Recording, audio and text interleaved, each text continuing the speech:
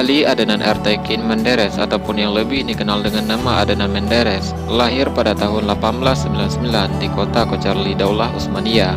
Di usia mudanya ia pernah terjun dalam perang kemerdekaan, mengusir tentara Yunani dan dianugerahi medali kehormatan atas jasanya tersebut.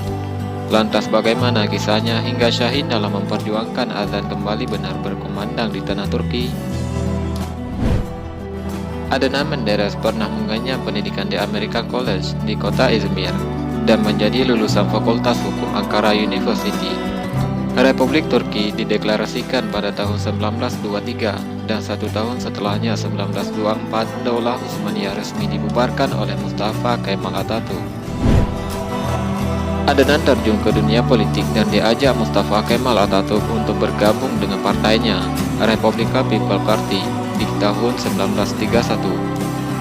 Tak lama berselang, Mustafa Kemal Atatürk yang berhasil menghapuskan Daulah Utsmaniyah dan terus berupaya memadamkan cahaya Islam di tanah Turki saat berkuasa, meninggal dunia tepat pada tahun 1938. Pada tahun 1945 bersama 3 orang kawannya, Adnan dikeluarkan dari CHP dan mendirikan partai baru, yakni Demokrat Party. Pemilu demokratis pertama kali dilaksanakan di Turki pada tahun 1950. Berhasil dimenangkan oleh Partai Besutan Adnan Menderes. DP mengantongi dukungan 52% suara. Kemenangan gemilang itu menjadikan Adnan Menderes sebagai Perdana Menteri ke-9 di Republik Turki. Dan langkah pertama yang ia lakukan sesaat setelah menjadi Perdana Menteri adalah mengembalikan azan ke bahasa aslinya, yakni bahasa Arab. Setelah sebelumnya selama 18 tahun di bawah pemerintahan Mustafa Kemal Atatürk, azan dikumandangkan dengan bahasa Turki. Adnan juga kembali membuka masjid-masjid yang sebelumnya ditutup saat masa pemerintahan Mustafa Kemal Atatürk. Bahkan Adnan mendirikan sekolah yang juga mengajarkan bahasa Arab. Ia juga mengizinkan rakyat Turki untuk pergi ibadah ke tanah suci dan meningkatkan hubungannya dengan negara-negara Islam lainnya. Pada tahun 1956, Adnan mengusir duta besar Israel dari Turki. Kebijakannya yang pro-Islam ini membuat Adnan tidak disukai banyak pihak, padahal di bidang ekonomi ia berhasil meningkatkan pertumbuhan ekonomi Turki. Hal ini pun membuat rakyat semakin cinta dan mendukungnya. Bahkan pada pemilu berikutnya, yakni di tahun 1954 dan 1957, Adnan dan partainya kembali berhasil meraih kemenangan. Bersama partainya, Adnan berhasil mengalahkan dan menumbangkan partai yang pernah didirikan oleh Mustafa Kemal Atatürk. Pada tanggal 17 Februari 1959, pesawat yang ditumpangi oleh Adnan, Turkish Airlines, yang terbang dari Istanbul menuju Inggris mengalami kecelakaan. Dan dari total 24 penumpang dan awak pesawat, Adnan Menderes selamat dari kecelakaan, sementara 14 orang lainnya meninggal dunia.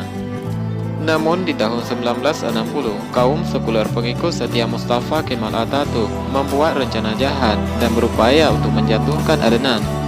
Ia dituduh melakukan korupsi, menyalahgunakan jabatan, hingga melakukan pelanggaran HAM terhadap demonstran yang tak suka padanya. Hingga pada tanggal 27 Mei 1960, militer yang dipimpin oleh Jenderal Kemal Gürsel melakukan kudeta pada pemerintahan Adnan. Partainya pun dibubarkan.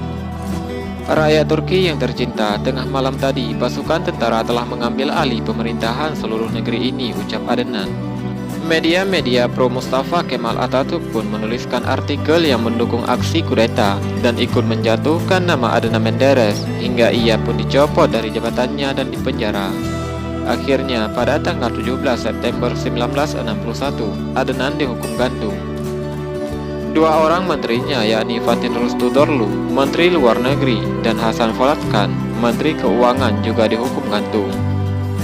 Salah satu alasan dia dihukum gantung adalah untuk menghancurkan keyakinan rakyat Turki, yang saat itu meyakin bahwa Adnan dilindungi oleh Allah Subhanahu wa Ta'ala karena ia pernah selamat dalam kecelakaan pesawat. Dan sebelum dieksekusi, Adnan mengatakan pada tentara yang menghukumnya, "Maukah engkau mengatakan pada tuanmu itu bahwa saya mati dalam keadaan terhormat?" Ucap Adnan. "Asyhadu an la ilaha illallah wa asyhadu anna Muhammadar Rasulullah," ucap Adnan sesaat sebelum ia digantung. Adnan Menderes, sang pejuang yang mengembalikan azan dan nilai-nilai Islam di tanah Turki, kemudian syahid di tiang gantungan. Namun pada tanggal 17 September 1990, yakni 29 tahun setelah kematiannya, Perdana Menteri Turgut Özal mengembalikan kehormatan Adnan dan menteri-menterinya. Makam mereka dipindahkan dari tempat eksekusi Ulay Imrali di Laut Marmara ke sebuah museum di kota Istanbul, Turki. Nama Adnan pun diabadikan menjadi nama sebuah universitas di kota Aydin, Adnan Menderes University. Bahkan juga dijadikan sebagai nama bandara internasional di kota Izmir dan nama beberapa jalan di kota-kota Turki. Kami merealisasikan impian Adnan Menderes, mungkin mereka telah mengeksekusinya, tapi ia tidak akan pernah terlupakan. Ia bersemayam dalam hati kamu, ucap Erdogan 2014.